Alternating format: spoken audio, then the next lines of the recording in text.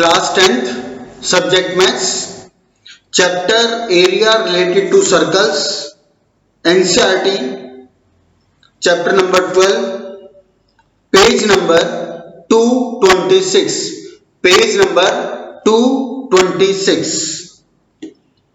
देखो कंसेप्ट सोचने का तरीका तो लगभग वही होगा जो हमने सरफेस एरिया वॉल्यूम मेंसुरेशन में किया। वो मेंसुरेशन 2 बोली जाती है, ये रिलेटेड टू सर्कल मेंसुरेशन 1 बोला जाता है। कंसेप्ट लगभग सोचने का तरीका वही है, थॉट प्रोसेस सारा वही होगा। डिफरेंस बस इतना है, वहां पे फॉर्मूले अलग थे, इनके अपने अलग है।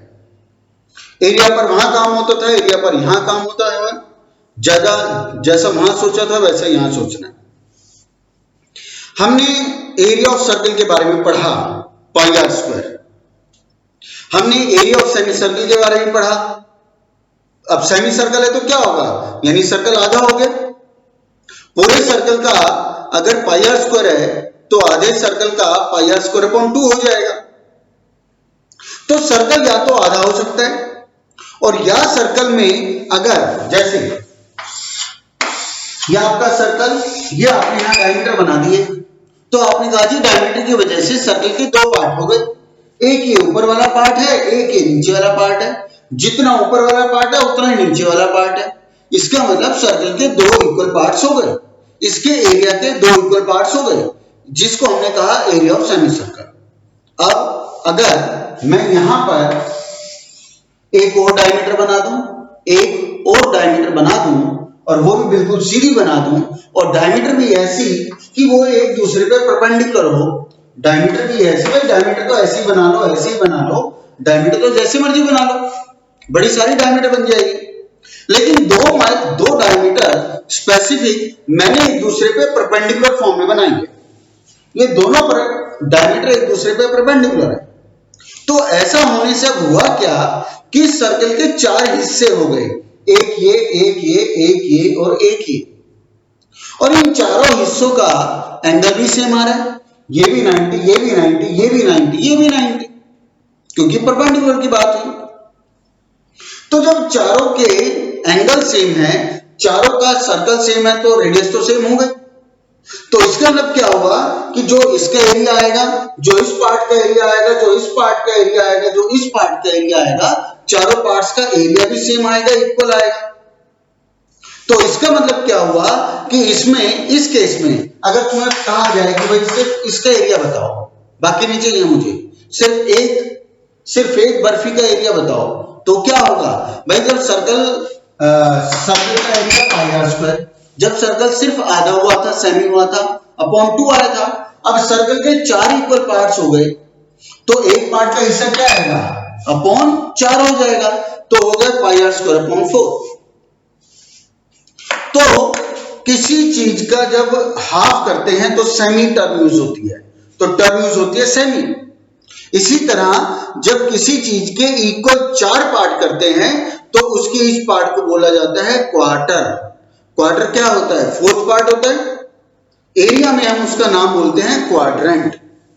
जिस 4th पार्ट को हम क्वार्टर बोलते हैं, क्वार्टर के नाम से जानते हैं, उसी क्वार्टर को हम एरिया के अंदर क्वाड्रेंट कहते हैं। तो हम इसको बोलेंगे एरिया ऑफ क्वाड्रेंट, इसको बोलेंगे एरिया ऑफ क्वाड्रेंट, इसको बोलेंगे एरिया ऑफ क्वाड्रेंट, इसको बोलेंगे एरिया ऑफ क्वाड्रेंट। ठीक है, तो सेमी सर्कल का area pi r square upon 2 और क्वाड्रेंट का area pi r square upon 4। आगे चलते हैं। बात अब ये थी, इस चैप्टर की 2 अपनी टर्म्स कुछ है। एक है शेप मैं बनाता हूं, ये मैंने बनाया सर्कल, यहां लिया मैंने सेंटर, एक रेडियस यहां ज्वाइन की, एक रेडियस यहां ज्वाइन की, एक रेडियस यहां ज्वाइन की, एक रेडियस यहां ज्वाइन की। अब ऐसा करने पर सर्कल के 2 पार्ट हो गए, एक तो ये वाला हो गया और एक ये सारा हो गया। ठीक है, ये सर्कल का छोटा पार्ट है, यहां पे सेंटर है, ये सर्कल का छोटा पार्ट है और ये सर्कल का बड़ा पार्ट है। इसको बोलते हैं छोटे वाले को माइनर, तुम्हें पता ही है, और इस पूरे को बड़े को बोलेंगे मेजर। ये माइनर एरिया है सर्कल का और ये मेजर एरिया है। अब इनके अपने भी नाम है कुछ, जैसे आधा था तो टर्म यूज हुई semi circle, fourth equal part हुआ तो हमने कहा एरिया ऑफ क्वाड्रेंट। ऐसे ही अब इस शेप का भी अपना एक नाम है, इस शेप का भी अपना एक नाम है, इसको बोलते हैं सेक्टर, इसको बोलते हैं सेक्टर। ये है हमारा एरिया ऑफ माइनर सेक्टर और ये है हमारा एरिया ऑफ मेजर सेक्टर। इस शेप को बोलते हैं सेक्टर, ये माइनर सेक्टर और वो मेजर सेक्टर। अब जो भी हमने क्वाड्रेंट बनाया था उसकी भी शेप तो ऐसी ही थी, बस फर्क ये है क्वाड्रेंट में एंगल 90 का होना जरूरी है और सेक्टर में एक से लेकर के लेस देन 90 तक या लेस देन 180 तक कितना भी हो सकता है। ठीक है, सेक्टर का एंगल कुछ भी हो सकता है, सेक्टर का एंगल कुछ भी हो सकता है, लेकिन क्वाड्रेंट का एंगल 90 होना जरूरी है, वो एक स्पेसिफिक हो गया। तो उसको हम, जिसको हमने क्वाड्रेंट कहा उसको सेक्टर भी बोला जा सकता है। एंगल उसका अपना स्पेसिफिक 90 रहता है, सेक्टर में कोई भी एंगल हो सकता है, सेक्टर सभी होते हैं। ठीक है, तो ये एरिया ऑफ माइनर सेक्टर, ये area of major sector. Next, तो हमने ये देखा कि सेक्टर सर्कल में रेडियस के डिवीजन की वजह से बना है। भाई दो रेडियस बनाई तभी तो सर्कल के डिवीजन हुए, तो एक माइनर और एक मेजर, तो सेक्टर बनता है रेडियस के डिवीजन की वजह से। अब नेक्स्ट एक आता है, ये मैंने बनाया सर्कल और यहां मैंने एक बना दिया AB कोड। ये रेडियस तो नहीं है ना, AB एक कोड है। अब इस कोड के बनने से भी सर्कल के दो पार्ट हो गए, एक AB के नीचे वाला जो कि छोटा है, एक AB के ऊपर वाला जो कि बड़ा है। जो AB कोड के नीचे वाला छोटा पार्ट है इसको बोलते हैं माइनर एरिया, और ये जो AB के ऊपर वाला सर्कल का बड़ा पार्ट है इसको हमने बोला मेजर एरिया। लेकिन एरिया की तो बात हो गई, इनके अपने भी नाम होंगे। जैसे रेडियस के डिवीजन से सर्कल के जो दो पार्ट बने हमने उसको सेक्टर कहा, ऐसे ही जब कोड की वजह से सर्कल के दो पार्ट बनते हैं, एक ये या एक ये, इन ईच पार्ट को बोला जाता है सेगमेंट। इन ईच पार्ट को बोला जाता है सेगमेंट। AB के नीचे इसको बोला जाएगा एरिया ऑफ माइनर सेगमेंट और AB के ऊपर वाले को बोला जाएगा area of major segment, area of major segment. तो सेक्टर बनता है रेडियस के डिवीजन से और सेक्टर और सेगमेंट बनता है कोड का, ये कोड की वजह से। ठीक है, आगे चलते हैं। अब बात आती है एरिया ऑफ सेक्टर कहां, जो मैंने ये तुम्हें इंट्रोडक्शन दिया है page number 226, NCERT page number 226 पर सेक्टर, सेगमेंट और एक टर्म और रह गई लेंथ ऑफ आर्क, वो मैं भी बताता हूं। इन तीनों का इंट्रोडक्शन फिगर के साथ पूरा अच्छे से समझाया हुआ है। तो हमने अभी एरिया ऑफ सेक्टर पढ़ा, अभी हमने एरिया ऑफ सेगमेंट के बारे में पढ़ा, अब एक टर्म लास्ट रह गई, उसको बोलते हैं लेंथ ऑफ आर्क। ये लेंथ ऑफ आर्क क्या है, जैसे ये सर्कल है, सर्कल की जो ये आउटर लाइन है, इस आउटर लाइन को हम कहते क्या है, इसको बोलते हैं सर्कमफ्रेंस ऑफ द सर्कल।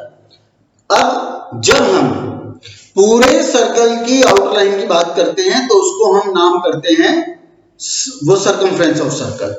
और या अगर मान लो डायमीटर है तो हम इसको बोलेंगे circumference of semi circle, circumference of semi circle. लेकिन अगर सर्कल का आधा पार्ट नहीं हुआ है, सर्कल सेमी नहीं हुआ है, एक पॉइंट मैंने यहां मार्क कर दिया, एक पॉइंट मैंने यहां मार्क कर दिया, तो इस पूरी सर्कमफ्रेंस के दो टुकड़े हो गए। एक टुकड़ा यहां से यहां तक का है और दूसरा टुकड़ा यहां से लेकर के यहां तक का है। दो टुकड़े हो गए, एक टुकड़ा यहां से यहां तक का है, दूसरा टुकड़ा यहां से यहां तक का है। तो इस सर्कमफ्रेंस के एक पीस को बोलते हैं लेंथ ऑफ आर्क। ये भी क्या है, लेंथ ऑफ आर्क। ये छोटी लेंथ ऑफ आर्क है और ये बड़ी लेंथ ऑफ आर्क है। तो ये हुई माइनर लेंथ ऑफ आर्क, ये हुई मेजर लेंथ ऑफ आर्क, और अपने आप में सर्कमफ्रेंस भी कंप्लीट लेंथ ऑफ आर्क है। जिसको हम सर्कमफ्रेंस कहते हैं उसको कंप्लीट लेंथ ऑफ आर्क भी बोल सकते हैं। और ये आर्क कुछ नहीं है, आर्क हमारे लिए कोई नया टर्म नहीं है, ये हमारा यूजुअल पुराना टर्म है। जब आप कंस्ट्रक्शन करते हो, कंस्ट्रक्शन के चैप्टर में कंस्ट्रक्शन करते हो, तो आपको बोला जाता है 3 सेंटीमीटर की इस पॉइंट से आर्क लगाओ। आप ए पर रखते हो, कंपास खोलते हो और ये आर्क लगाते हो। ये क्या है? ये आर्क, ये क्या है? ये वही वाली तो आर्क है, ये लेंथ ऑफ आर्क वही वाली तो है। और उस कंपास को पूरा घुमा दोगे तो मतलब वो आर्क पूरी घूम जाएगी और वो सर्कमफ्रेंस बन जाएगी। तो टर्म वही है, चीज वही है। चलो, तो अब पेज नंबर 226 पर, यहां पर 227 पर आ जाओ। 227 पर बोल्ड लेटर्स में लिखा हुआ है area of sector equal pi r square theta by 360। Pi r square theta by 360। Area of sector निकालने के लिए हमें सिर्फ दो चीज चाहिए, एक रेडियस और एक सेंट्रल एंगल। थीटा मतलब सेंट्रल एंगल। अगर माइनर सेगमेंट है तो माइनर एंगल होगा, मेजर सेगमेंट है तो मेजर एंगल होगा। ठीक है, क्वेश्चन में माइनर मेजर एंगल ही लिखा होता, सिर्फ एंगल लिखा होता है। वो तो हमें डिसाइड करना पड़ता है कि ये माइनर है या मेजर है। 90 तक का है तो माइनर है, उससे ऊपर जाएगा तो मेजर बोला जाता है। या और भी टर्म हो सकते हैं, जैसे जैसे तुम देखोगे समझते रहोगे, छोटा पार्ट और बड़ा पार्ट। ऐसे ही नेक्स्ट लाइन में लिखा हुआ है बोल्ड लेटर में length of an arc of the sector, वो लिखा हुआ है 2 pi r theta by 360। 2 pi r theta by 360। या आप ऐसा अगर देखो तो ऊपर वाला 2 नीचे वाले 360 को काटेगा, ऊपर वाला 2 नीचे वाले 360 को काटेगा तो क्या हो जाएगा? नीचे 180 हो गया, तो ये सीधा सीधा बन गया पाई आर थीटा बाय 180। ये सीधा सीधा बन गया पाई आर थीटा अपॉन 180 डिग्री। तो ये लेंथ ऑफ आर्क का हो गया। एरिया ऑफ सेगमेंट के ऊपर मैं अभी बात नहीं करूंगा, जब एरिया ऑफ सेगमेंट के हम लोग क्वेश्चन करेंगे तब उसके ऊपर करेंगे बात। इस चैप्टर से हमें शुरू से कुछ नहीं करना कभी भी। इस चैप्टर को जब भी हमें करना है तो इसकी last exercise NCERT page number 234, NCERT page number 234 exercise 12.3, exercise 12.3 हमेशा यहां से शुरू करना होगा। तो इसका 234 पर फर्स्ट क्वेश्चन देखो। अभी मैं किसी सॉल्यूशन की नहीं करूंगा बात, ना ही मैं अभी किसी फॉर्मूले की करूंगा बात, केवल आपको शक्ल देख करके बताना है इसमें क्या होगा, कैसे होगा। सिर्फ वे ऑफ सॉल्यूशन की करेंगे बात, कोई फॉर्मूले की बात नहीं होगी, कोई डायमेंशन की बात नहीं होगी, केवल शक्ल देख के हमें डिसाइड करना है और बताना है। जैसे फर्स्ट क्वेश्चन मैं यहां पे फिगर बना लेता हूं।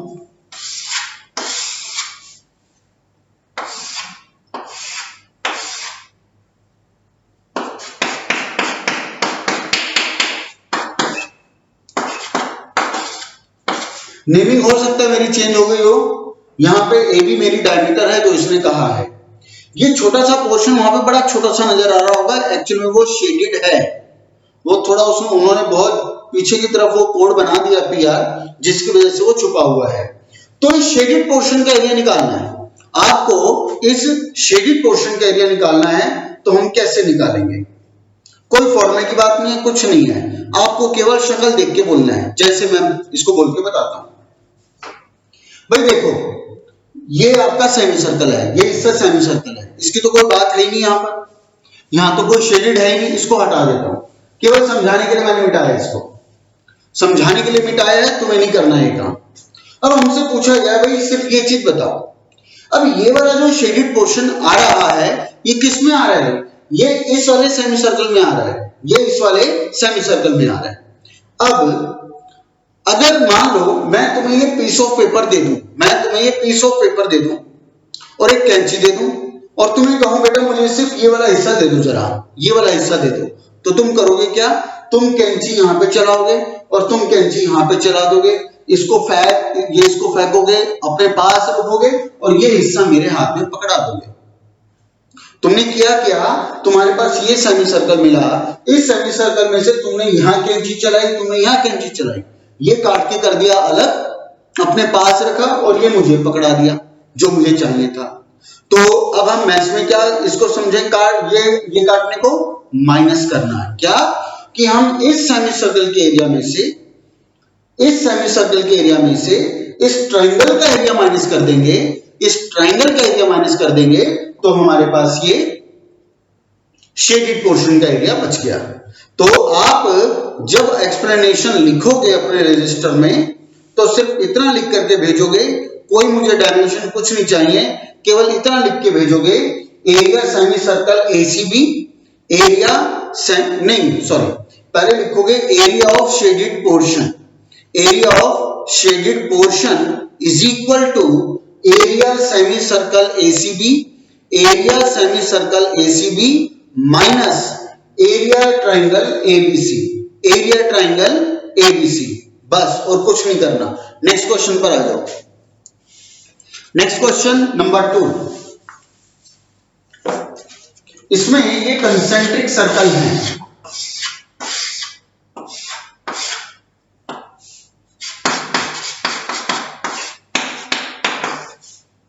इसने हमें कहा ये कंसेंट्रिक सर्कल है, दोनों की रेडियस भी हमें दे रहे हैं, दोनों की रेडियस भी हमारे पास है, बड़े सर्कल की भी रेडियस है, छोटे की भी रेडियस है। अब उसने कहा सिर्फ ये चीज का एरिया बताओ, ये चीज का एरिया बताओ।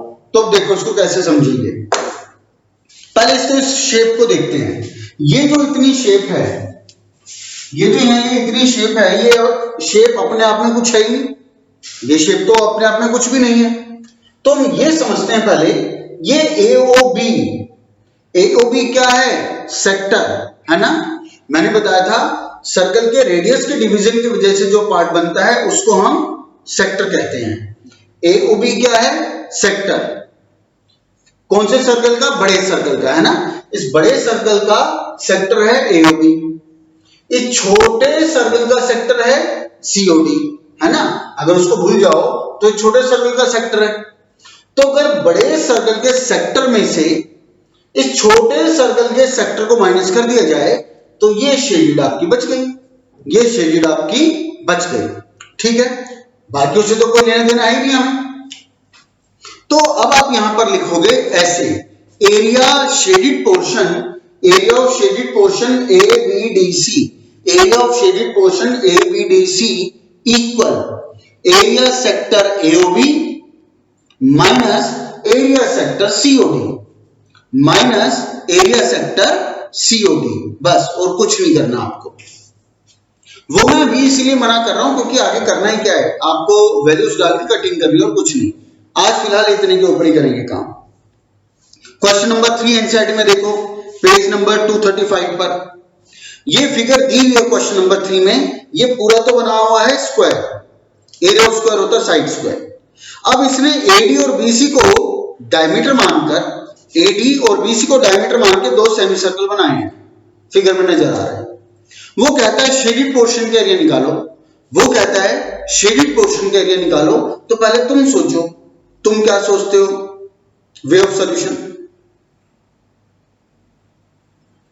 तो हम सोचते हैं कि अगर इस पूरे स्क्वायर के एरिया में से, अगर पूरे इस डब्बे में से, पूरे स्क्वायर में से ये बगल वाले सफेद वाले माइनस कर दिए जाएं, काट दिए जाएं, तो बाकी शेडेड बच जाएगा। और मैथ्स में काटने का मतलब क्या है, माइनस करना। तो हम इसमें लिखेंगे area of shaded portion, area of shaded portion is equal to area of square ABCD, area square minus twice the area of semi circle, minus twice the area of semi circle. फिर repeat करता हूं, minus twice the area of semi circles. अब कोई अगर ये सोचता है कि सर दो सेमी सर्कल है तो उसको एक ही सेमी सर्कल ना कर दें कि सीधा area of square minus area of circle, तो बिल्कुल गलत हो जाएगा। आंसर पे कोई नहीं पड़ेगा फर्क, आंसर तो वही आना है, क्योंकि ट्वाइस द सेमी सर्कल मतलब सर्कल ही बनता है। लेकिन जब हम ये लिखेंगे कि area of square minus area of circle, तो उसका मतलब मैसेज ये आता है कि स्क्वायर के अंदर एक पूरा सर्कल है, जबकि पूरा सर्कल है ही नहीं, दो अलग अलग सेम साइज के सर्कल बने हैं सेमी सर्कल, इसलिए कभी ये मत लिखना, जैसा जितना फिगर में नजर आ रहा है उतना ही लिखना है हमें। नेक्स्ट क्वेश्चन नंबर 4 देख लो, सोचो हम इसका वे ऑफ सॉल्यूशन क्या जज करते हैं।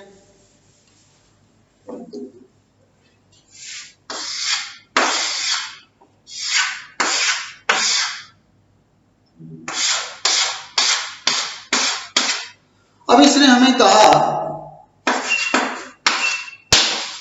AOB is an equilateral triangle, बहुत अच्छे, और ये इक्विलेटरल ट्रायंगल इस सर्कल के अंदर घुसा हुआ है, उस सर्कल का रेडियस भी हमारे पास है, मैं क्वेश्चन नंबर 4 की बात कर रहा हूं, इसका रेडियस भी हमारे पास है, इक्विलेटरल की साइड भी हमारे पास है, डायमेंशन तो जो चाहिए सब है हमारे पास, शेडेड पोर्शन के एरिया निकालना है। अब क्या सोचे, कैसे सोचे, एक तो हम ये सोचे कि भाई एरिया ऑफ सर्कल निकाल लो, निकाल लिया। अब ये फिगर तो कुछ भी नहीं है, ये ट्रायंगल का जो ये नीचे वाला पोर्शन बना है ये तो कुछ बचा ही नहीं, आपका कुछ है नहीं स्पेसिफिक फिगर, तो कैसे करें। तो मैं ये समझता हूं हमें ऐसे करना चाहिए, इस पूरे का हमें एरिया निकालना है, तो हम ये काम कर लें, AOB का एरिया निकाल दो अलग, पहले AOB का एरिया ले लो, area triangle AOB √3/4 side square, equilateral का एरिया होता है √3/4 side square, area triangle AOB plus area major sector. समझाने के लिए मैं इसको मिटा रहा हूं, भाई सर्कल का ये हिस्सा तो आपका ट्रायंगल की वजह से आ गया, सर्कल का ये इतना पार्ट तो ट्रायंगल की वजह से आ चुका, उसको तो भूल जाओ, अब तो केवल ये वाला पोर्शन बचा है ना, तो ये पोर्शन क्या है, सेक्टर, ये माइनर सेगमेंट था जो ट्रायंगल की वजह से आ चुका है, ये कौन सा बचा, मेजर सेक्टर। तो सीधा सीधा ये हुआ area of shaded portion is equal to area triangle AOB plus area of major segment, ऐसे लिखोगे, plus area of major segment. अब क्योंकि मेजर सेगमेंट के लिए एंगल चाहिए, एंगल क्या होगा भाई, ये वाला एंगल क्या होगा, इक्विलेटरल ट्रायंगल था, इक्विलेटरल था तो ये कितना था 60, तो ये कितना बच गया मेजर सेक्टर का एंगल 300 डिग्री। फॉर्मूला लगा के हम इसका आंसर निकाल पाएंगे। तो area of equilateral triangle plus area of major sector, पूरा शेडेड पोर्शन का हमारा एरिया आ जाता है। तो इस तरह से आपको सोचना है और लिख करके देना है। तुम्हें इसमें क्वेश्चन नंबर 15 तक, क्वेश्चन नंबर 15 तक, 1 से लेकर क्वेश्चन नंबर 15 तक इनके सिर्फ ऐसे स्टेटमेंट, एक सिंगल लाइन स्टेटमेंट ही लिख करके देनी है कि किसमें से क्या प्लस या माइनस करना है, किसमें से क्या प्लस या माइनस करना है, सिर्फ इतना आप वे ऑफ सॉल्यूशन का स्टेटमेंट लिख करके देंगे 1 से 15 तक। इसके साथ आज के सवाल यहीं समाप्त। धन्यवाद।